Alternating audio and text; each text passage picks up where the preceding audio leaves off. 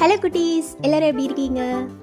ஒரு அழகான பசுமையான கிராமத்துல ஒரு நல்ல மனசு கொண்ட ஒரு ஏழை மனிதன் வாழ்ந்து வந்தான். அவனிடம் நிறைய வாத்துக்கள் இருந்தன. அந்த வாத்துக்கள் அவன் தன் குடும்பம் போல பார்த்து கொண்டான். ஒரு நாள் காலை அதில் ஒரு வாத்து ஒரு பிரகாசமான தங்க முட்டை போட்டது. அதை பார்த்து அவன் மிகவும் ஆச்சரியப்பட்டான். அந்த தங்க முட்டையை விற்று அவன் சந்தோஷமாகவும் நிம்மதியாகவும் வாழ ஆரம்பித்தான். ஆனால் நாளடைவில் அவனுடைய மனசுக்குள் பேராசை மெதுவாக நுழைந்தது. இந்த வாத்துக்குள்ள இன்னும் நிறைய தங்க முட்டைகள் இருக்கும் என்று தவறாக அவன் நினைத்தான். அவனுடைய பேராசை காரணமாக அவன் தன் ஒரே செல்வத்தையும் இழந்து விட்டான். குழந்தைகளே, பேராசை எப்போதும் நஷ்டத்தையே தரும்.